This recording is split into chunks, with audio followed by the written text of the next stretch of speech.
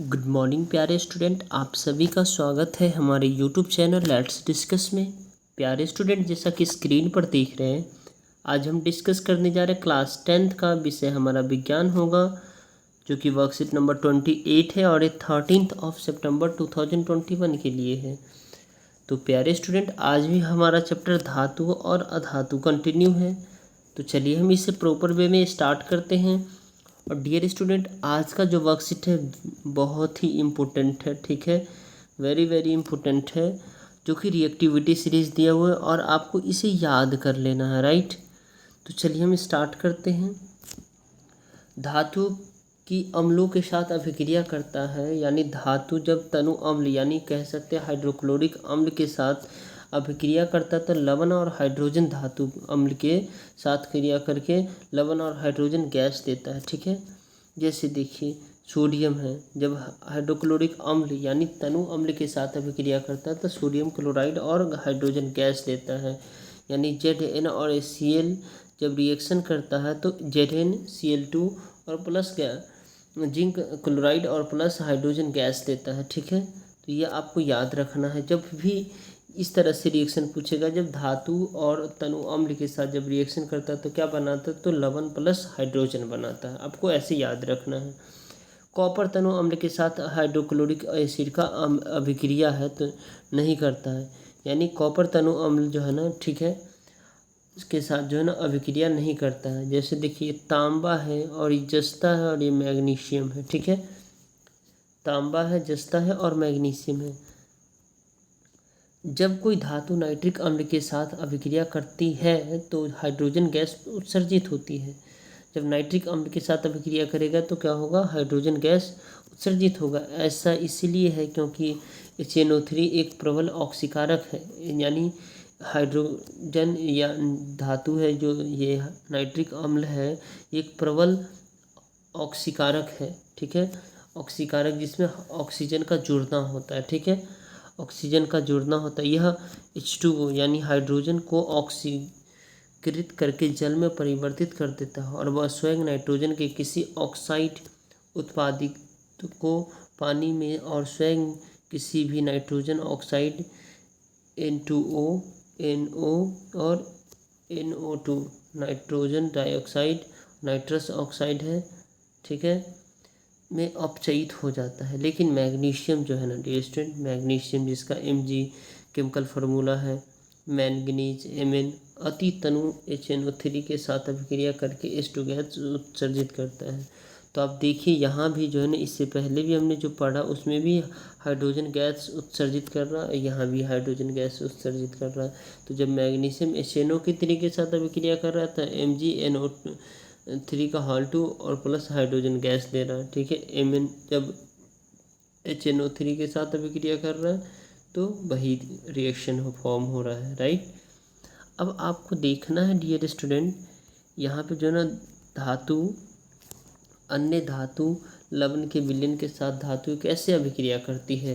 तो धातु अगर A+B का लवण विलयन है, यानी A धातु और B का लवण विलयन है, तो A का विलयन प्लस B धातु B का हो जाता है। तो जैसे आप देख सकते हैं यहाँ पे आयरन है, आयरन जो है ना जब कॉपर सल्फेट के साथ अभिक्रिया करता है तो क्या कर रहा है, ये आयरन जो है ना कॉपर को रिमूव कर दे रहा है, कॉपर को यहाँ से डिस्प्लेस कर दे रहा है, यानी कॉपर कमज़ोर है आयरन की तुलना में, तो ये आयरन सल्फेट बन जा रहा है, ठीक है। अब कॉपर है, ये AgNO3 है, ठीक है, सिल्वर ब्रोमाइड नाइट्रेट कहते हैं, ठीक है। तो ये जब रिएक्शन करता है तो CuNO3 + 2Ag, यानी ये सिल्वर को ये साइड कर दिया, ठीक है, क्योंकि ये कॉपर इससे ज़्यादा अभिक्रियाशील है। अब देखिए सभी धातुएं समान रूप से क्रियाशील नहीं होती। अगर हम ऑक्सीजन, पानी और अम्ल के साथ विभिन्न धातुओं की अभिक्रियाशीलता की जांच करते हैं तो हम पाते हैं कि सभी धातुएं इन अभिकर्मकों के साथ अभिक्रियाशील नहीं करते हैं।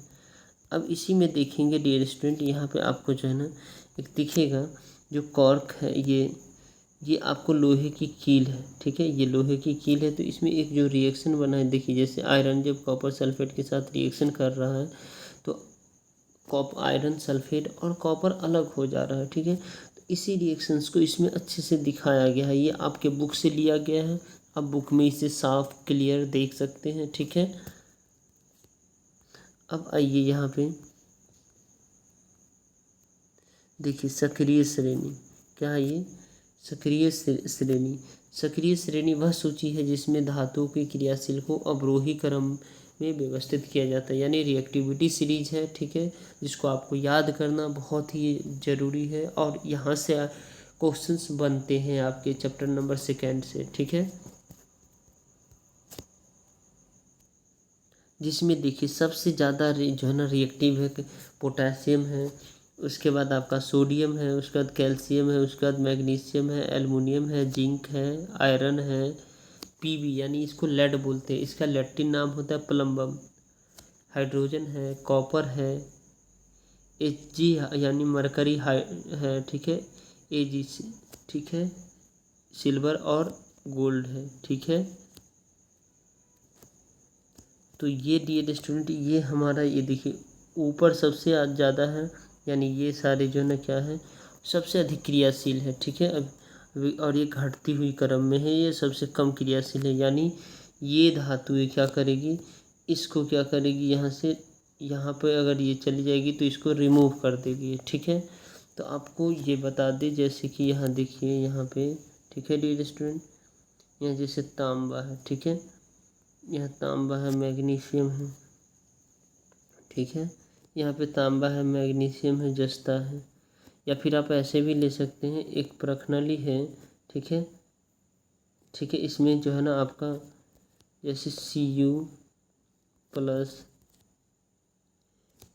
यहाँ देखिए जैसे आयरन है और कॉपर सल्फेट के साथ रिएक्शन करेगा तो आयरन ज़्यादा क्रियाशील है, तो आयरन जो है ना इसके साथ SO4 के साथ रिएक्ट कर दिया और कॉपर को यहाँ पे बाहर कर दिया है। ठीक है, तो यही काम है कॉपर, और हमें जो है ना आयरन में कौन सा अभिक्रियाशील ज़्यादा है, तो यहाँ पे हमें देखना है कॉपर और आयरन में। तो देखिए कॉपर और आयरन, तो आयरन और कॉपर, देखिए कॉपर कम है, आयरन ज़्यादा है, तो आयरन ने इसको क्या किया, रिमूव कर दिया अपनी जगह से।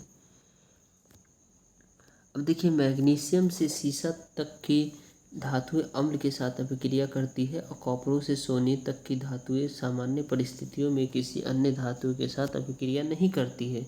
यही कारण है कि सोने जैसे धातुएं आसानी से संक्षारित नहीं होती है और ऑक्साइड नहीं बनाती है, जबकि जिंक, एल्युमिनियम, मैग्नीशियम, कैल्शियम धातुएं आसानी से ऑक्साइड बना लेती है। ठीक है, हाइड्रोजन एक अधातु है लेकिन फिर भी इसे सक्रिय श्रेणी में शामिल किया गया है। हाइड्रोजन जो डियर स्टूडेंट एक क्या है, अधातु है, लेकिन ये भी रिएक्टिव है। ठीक है,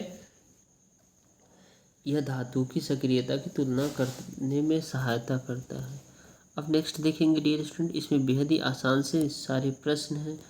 क्वेश्चन नंबर 1 है, 2 है, 3 है, उसके बाद आप देखिए यहाँ पे क्वेश्चन नंबर जो है ना हमारा 3, 4 भी है। ठीक है, तो एक एक करके इस सभी क्वेश्चंस को हम सॉल्व करते हैं। तो आइए डियर स्टूडेंट इसे हम सॉल्व करते हैं। राइट, क्वेश्चन नंबर हमारा 1 है, हाइड्रोक्लोरिक अम्ल को अभिक्रियाशील अम्ल में मिलाने पर कौन सी गैस उत्पन्न करती है। जिंक की तनु हाइड्रोक्लोरिक के साथ अभिक्रियाशील, तो ये हाइड्रोजन गैस उत्पन्न करती है। अभी भी हमने पढ़ा था कौन सा है, हाइड्रोजन गैस। इस और इसका अभिक्रिया तो देखिए जिंक और HCl डाइल्यूट हुए तो जिंक क्लोराइड और प्लस हाइड्रोजन गैस, तो यहाँ हाइड्रोजन गैस दिख रहा है। अब क्वेश्चन नंबर 2 है, क्या होता है जब कॉपर सिल्वर नाइट्रेट के विलयन से अभिक्रिया करता है। तो कॉपर जब सिल्वर नाइट्रेट के विलयन से तो CuNO3 और Ag अलग हो जाता है। ठीक है, यानी सिल्वर अलग हो जाता है। अब देखिए क्वेश्चन नंबर 3 है, कॉपर सल्फेट का घोल लोहे के बर्तन में रखा गया था। कुछ दिनों के बाद लोहे के बर्तन में कई छेद हुए, प्रतिक्रिया का समीकरण लिखना है। तो ये देखिए जब आयरन जब क्या करेगा, कॉपर सल्फेट के साथ रिएक्शन कर रहा है। ठीक है, तो ये आयरन ज़्यादा रिएक्टिव है, तो आयरन ये सल्फेट के साथ रिएक्ट कर लिया है। ठीक है, और कॉपर को अलग कर दिया, इसी वजह से उसमें क्या हुआ, बर्तन में कई छेद पाए गए हैं। ठीक है, क्वेश्चन नंबर नेक्स्ट है डियर स्टूडेंट, ये देखिए, इसको आपको देखते हुए धातु iron sulphate, copper sulphate, zinc sulphate और सिल्वर नाइट्रेट है। तो धातु ABCD के संबंध में निम्नलिखित प्रश्नों का उत्तर देना है। ठीक है, तो देखिए सबसे इसमें जो ना सबसे अधिक क्रियाशील धातु कौन सी है? तो इसमें सबसे अधिक क्रियाशील धातु वो होती है जो एक दूसरे को विस्थापित कर देती है। ठीक है, तो आपका ये बी ऑप्शन करेक्ट हो जाएगा। ठीक है, अब नेक्स्ट है डियर स्टूडेंट, यदि धातु बी को कॉपर सल्फेट के विलयन में डाला जाए तो क्या होता है? तो धातु का सल्फेट लवण बनेगा। क्या बनेगा? धातु का सल्फेट लवण बन जाएगा। ठीक है, क्वेश्चन नंबर हमारा इसी का थर्ड पार्ट है, क्रियाशीलता के क्रम में धातु ABCD को के अभिक्रियाशीलता के घटते क्रम में व्यवस्थित करें। तो BACD। ठीक है, ये होगा। डियर स्टूडेंट, आप इसे अगर आपको ये वीडियो पसंद आए तो इस वीडियो को ज़रूर लाइक करें, चैनल पे नए हैं तो चैनल को सब्सक्राइब करें और शेयर कर दें। चलिए फिर मिलते हैं नेक्स्ट वर्क में, तब तक के लिए bye bye, take care, have a nice day.